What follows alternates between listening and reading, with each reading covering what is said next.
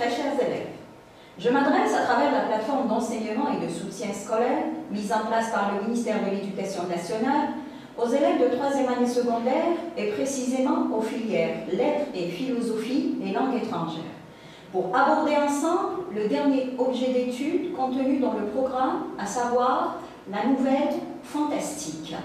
En quoi consiste alors notre 4e projet? Le projet s'intitule « Réaliser un recueil de nouvelles fantastiques à mettre à la disposition des élèves dans la bibliothèque du lycée ».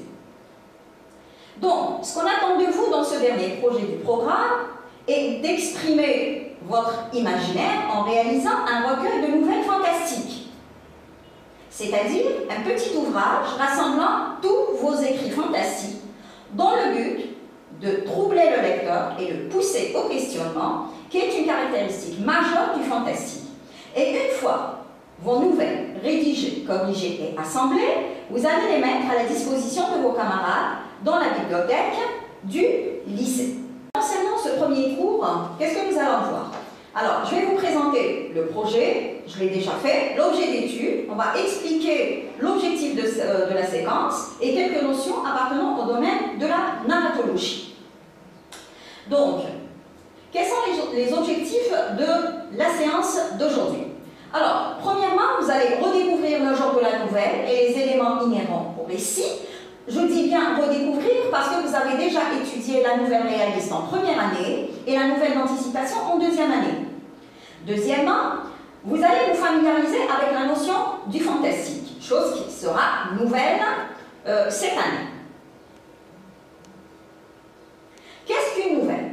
Une nouvelle, c'est juste pour un rappel, est un texte littéraire. C'est une œuvre de fiction, c'est-à-dire qu'elle sort de l'imagination de l'auteur. La nouvelle est un genre narratif, c'est-à-dire qu'il raconte une histoire. Parmi ses caractéristiques, et ce qui le différencie des autres genres, c'est que c'est un récit court. Elle se distingue par sa brièveté. Par exemple, si je devais la comparer au roman, on trouve que le roman est plus volumineux. Je prendrai par exemple le roman de Les Misérables de Victor Hugo. Vous allez trouver qu'il est composé d'environ 2600 pages, exactement 2598, et qu'il raconte plusieurs histoires en même temps. Alors que la nouvelle, elle, est centrée autour d'une seule intrigue, c'est-à-dire un seul événement. Le nombre de personnages est en général restreint, contrairement au roman. Si je reprends toujours Les Misérables, nous avons un nombre très important de personnages, pour ne citer que Jean Valjean le Bagnard, Monsieur Bienvenu, évêque de la ville de Digne, la pauvre Fantine, mère de Cosette. Nous avons Cosette, la fille de Fantine, qui sera confiée aux Thénardier et qui sera exploitée par eux. Nous avons les Thénardier, Gavroche, fils des Thénardier, qui se retrouve à Paris et qui finira par mourir sous les balles dans les barricades lors de la Commune de Paris. Nous avons Marius, nous avons le policier Javert, le père Fauchelevent et beaucoup d'autres.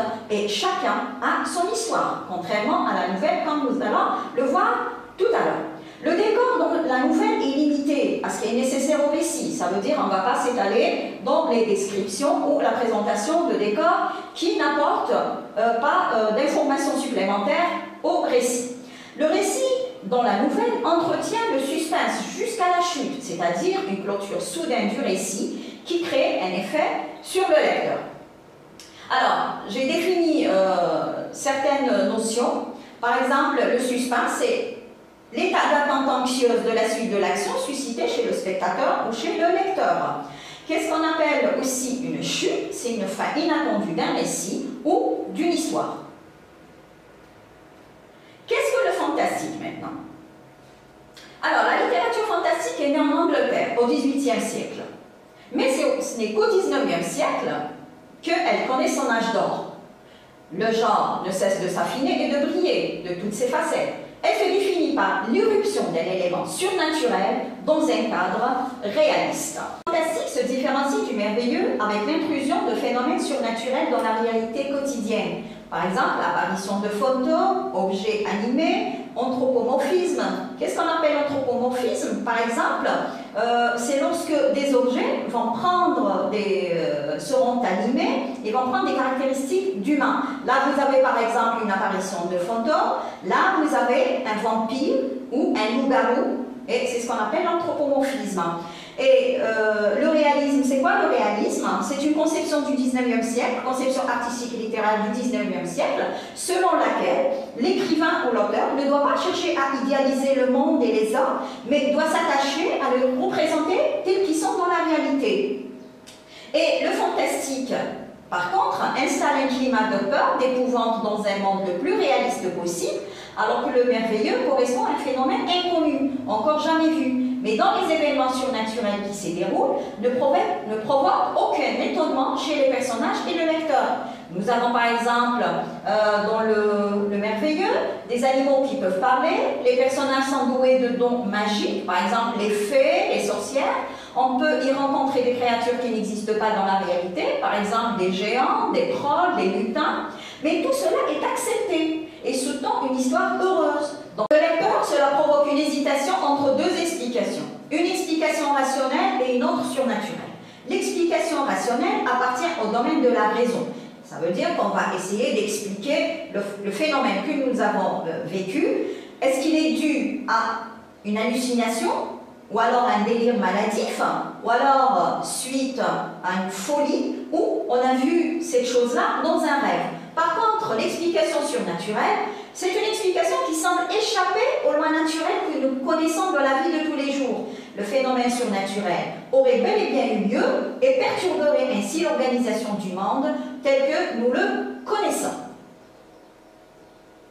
Cette intrusion du surnaturel provoque progressivement une tension, puis une angoisse, la peur et l'effroi du ou des personnages. A l'inverse, dans le récit merveilleux, les événements surnaturels qui s'y déroulent ne provoquent aucune tension ni épouvante chez les personnages et le lecteur. D'ailleurs, c'est pourquoi on peut se permettre de les raconter aux enfants avant d'aller se coucher, à l'image de Blanche-Neige, Cendrillon, La Belle au bois dormant ou encore Shrek. Nous allons passer maintenant à quelques petits rappels d'éléments narratologiques. Nous allons faire une distinction entre l'auteur, le narrateur et le personnage. Il faut savoir que l'auteur est l'homme ou la femme en chair et en œuf. Ça veut dire qu'elle existe réellement, qui a décidé d'écrire le livre. Il ou elle a donc inventé l'intrigue et les personnages. Le narrateur, par contre, c'est une fonction dans le récit. Le narrateur ou la narratrice est celui qui prend en charge le récit. Le narrateur ou la narratrice ne crée donc pas l'histoire, mais se contente de raconter ce que veut transmettre l'auteur à son lecteur. Le personnage est ce qu'on appelle une créature de papier. Ça veut dire qu'il n'existe que sur le papier, complètement créé par l'imagination de l'auteur. Elle n'existe pas en chair et en os, mais seulement par le texte qui raconte son histoire, inventé par l'auteur. Alors, concernant les personnages, même si ces personnages ne sont pas réels, l'auteur peut s'inspirer des fois de personnes qu'il connaît pour créer ces personnages. Et le personnage principal est celui sur lequel il va fonder toute l'action du récit. Dans une autobiographie, par exemple, l'auteur est le narrateur et en même temps personnage. L'auteur arrive-t-il à créer cet aspect fantastique dans ses œuvres? Alors, l'auteur crée des conditions pour l'émergence du fantastique en faisant appel à des procédés variés. Par exemple, il va faire appel à des apparitions. Ce sera des formes indécises, des spectres, des fantômes, des objets qui vont s'animer comme une cafetière, un presse-papier qui va se mettre à travailler tout seul, ou alors des conditions climatiques extrêmes. Par exemple, la pluie, le brouillard, la brume, des orages, qui troublent le lecteur et sèment le doute dans son esprit. Ce qui l'amène à se poser des questions du genre « pourquoi et comment ?» sur la réalité ou les réalités des manifestations auxquelles il est confronté. Alors, comme nous l'avons vu auparavant, l'objectif du projet portant sur le fantastique est d'exprimer son imaginaire, en donnant libre cours à votre imagination. Mais c'est aussi savoir troubler le lecteur et l'inciter à se poser des questions. Car il faut savoir que l'enjeu de la littérature fantastique se résume à interroger tout ce qui échappe à la conscience claire, à la raison et au normal.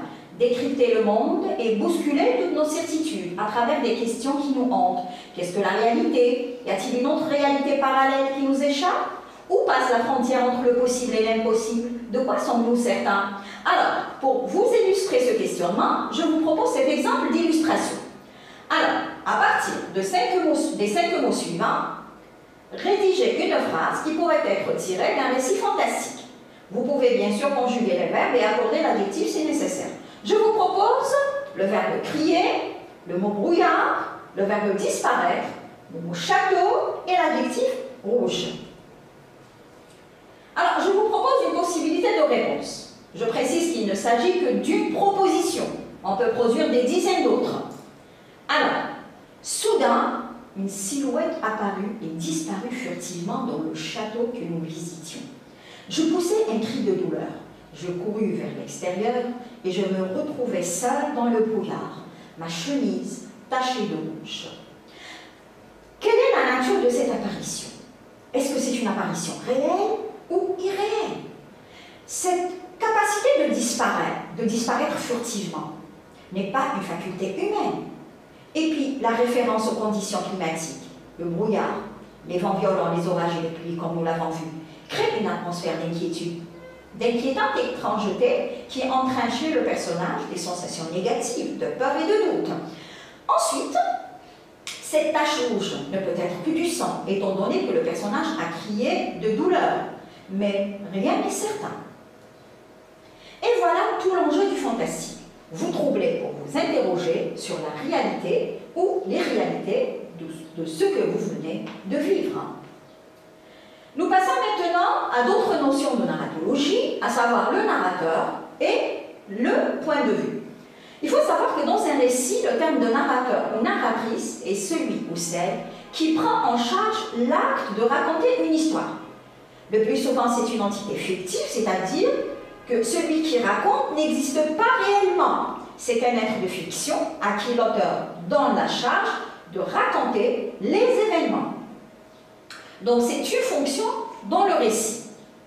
Et pour pouvoir déterminer qui est ce narrateur-là, on devrait se poser quelques questions. Quelle est l'identité du narrateur? Qui parle? Qui voit la scène? Quelle place occupe-t-il dans l'histoire? Où se place-t-il pour voir la scène? Comment peut-il savoir ce qui se passe dans les pensées des personnages? Comment peut-il connaître les sentiments des personnages? Et enfin, comment peut-il dire ce qui se passe à deux endroits différents? Ceci va nous mener à distinguer 4 types de narrateurs. Nous avons le narrateur, acteur de l'histoire. Il raconte à la première personne sa propre histoire. Il peut être témoin de l'histoire. Il raconte une histoire dont il a connaissance et qu'il rapporte à la première ou la troisième personne. Absent de l'histoire, il raconte à la troisième personne une histoire dans laquelle il ne joue aucun rôle. Ou alors, c'est ce qu'on appelle un narrateur relais. Il est le relais d'un autre narrateur. Ça veut dire qu'il va poursuivre l'histoire, commencer par un premier narrateur qui lui cédera la parole.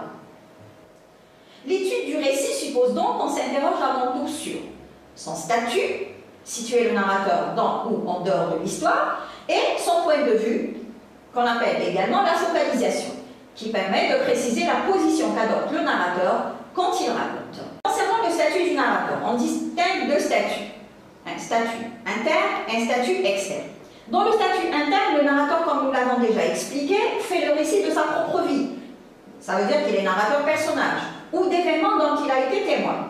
On le repère grâce au pronom de la première personne, je. Quand le narrateur est externe, par contre, il n'a aucune réalité et aucune présence. Le récit est donc fait à la troisième personne de façon impersonnelle. Concernant la focalisation, qu'est-ce que la focalisation? C'est le point de vue qui permet de préciser d'où et comment dans un récit les faits, les personnages, les objets, les événements sont perçus et présentés. Alors, je tiens à préciser ici qu'il faut faire la différence entre le point de vue narratif et le point de vue argumentatif. Ne confondez pas. Le narrateur, donc, va adopter dans le récit 3 types de focalisation pour raconter et décrire les éléments de l'histoire. Ces focalisations sont la focalisation 0, la focalisation interne et la focalisation externe. Concernant la focalisation, nous distinguons trois types de focalisation. La focalisation zéro, la focalisation interne et la focalisation externe. Dans la focalisation zéro, le narrateur est omniscient. Cela veut dire qu'il sait tout ce qui se passe, mais aussi tout ce qui va se passer, ou tout ce qui s'est déjà passé. Le narrateur connaît également les pensées et les sentiments des personnages.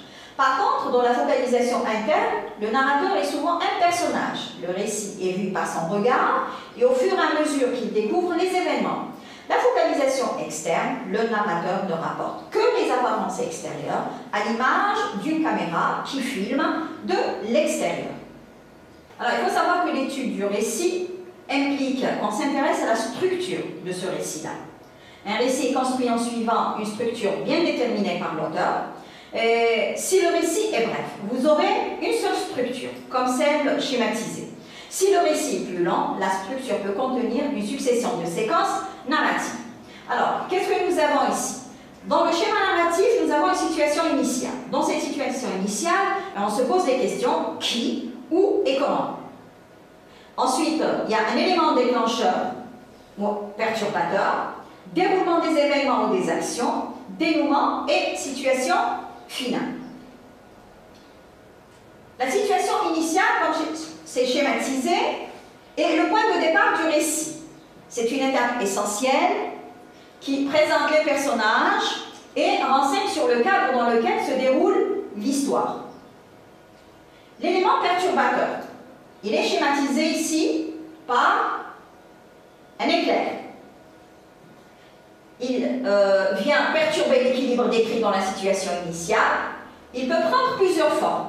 Ça peut être l'arrivée ou la disparition d'un personnage, un événement extérieur, une décision que prend un personnage, par exemple, il décide de se marier, de faire un voyage. Cet élément est déterminant pour la suite du récit. C'est par rapport à lui que se définissent les actions ou les péripéties vécues par les personnages.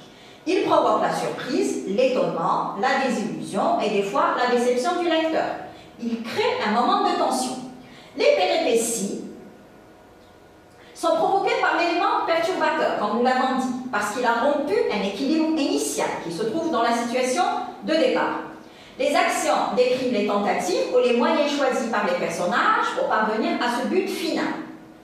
L'élément de résolution permet de retrouver l'équilibre qui a été perdu. Ce dernier n'est pas le même que dans la situation initiale. Les personnages se sont révélés, ils ont évolué ou vieilli. Certains ont apparu, d'autres ont disparu. Ce nouvel équilibre permet d'apaiser la tension dramatique du récit sans l'éliminer complètement. Et on arrive à la situation finale. Dans cette situation, l'équilibre est retrouvé. Cette dernière étape du récit indique quel est le sort des personnages, éventuellement, quel sera leur avenir. Une autre notion est le schéma actentiel. Avant de présenter une application possible du schéma actentiel sur la nouvelle que nous allons étudier ensemble, il est toujours bon de rappeler qu'est-ce qu'un schéma actentiel. Donc, le schéma actentiel est un système de relations qui relie l'ensemble des forces agissantes en présence dans un récit, appelé aussi actant, et qui s'exerce sur un personnage sujet. Alors, le personnage sujet, c'est le personnage qui accomplit l'action et qui poursuit un but. Le but poursuivi par le sujet est ce qu'on appelle l'objet. C'est ce que vise le sujet et c'est sa quête. Le destinateur, c'est celui ou celle qui détermine la tâche du sujet, qui l'envoie en quête de l'objet à atteindre.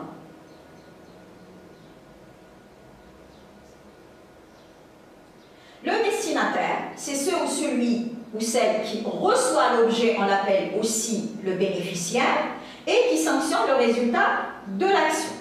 L'adjuvant ou l'ami, c'est celui ou celle qui aide le sujet dans son action, dans sa quête, et l'opposant, c'est celui ou celle qui fait obstacle à l'action du sujet. Je tiens à préciser que les personnages, ou ce qu'on appelle les actants dans un schéma actentiel, peuvent prendre des formes diverses. Ils peuvent être des formes humaines ou des formes non humaines. Ça peut être aussi des valeurs, comme le courage, comme la passion, comme la haine. Chaque personnage assure une fonction, et cette fonction est dite axe actantiel, et un même personnage peut exercer plusieurs fonctions, et une même fonction peut être exercée par plusieurs personnages ou acteurs. Mais à quoi sert le schéma actantiel? Concrètement, il permet d'avancer l'analyse d'une œuvre, identifier les 6 fonctions et la relation entre ces fonctions qui permettent au récit de progresser. Je vous propose ici un schéma des différentes fonctions exercées et les relations établies entre les différents acteurs. Vous pouvez schématiser comme vous voulez. Cela veut dire que ce schéma-là n'est pas conventionnel. Ça veut dire que vous pouvez schématiser à votre guise. Mais il est nécessaire d'avoir les 6 fonctions. Cela veut dire qu'il faut avoir un sujet, en quête d'un objet, un destinateur, un destinataire, un adjuvant ou des adjuvants, un opposant ou des opposants. Mais seulement, ne vous trompez pas concernant les flèches qui partent d'un actant à un autre, parce que c'est très important. Ces flèches-là sont des axes. Alors, nous avons entre le sujet et l'objet de sa quête une relation de désir ou de quête. C'est l'axe du vouloir. Il s'agit de l'axe principal qui relie le sujet animé et l'objet de sa quête. Nous avons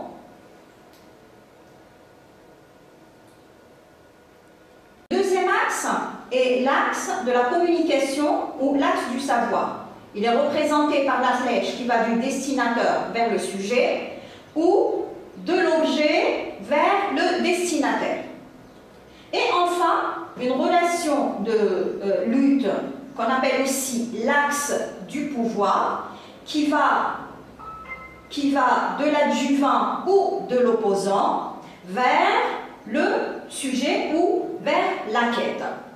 C'est-à-dire que dans sa quête de l'objet, le sujet est souvent confronté à un opposant et aidé par un ou des adjuvants, ce qui est matérialisé par ces flèches-là.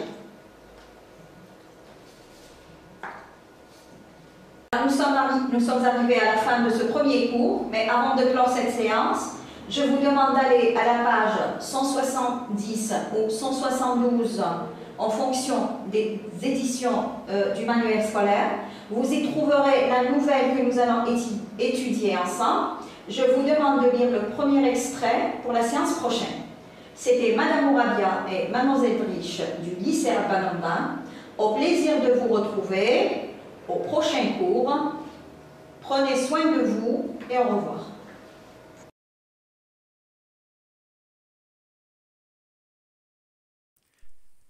شكرا على المشاهدة. لا تنسوا الاشتراك في القناة، الضغط على الجرس، الإعجاب بالفيديو.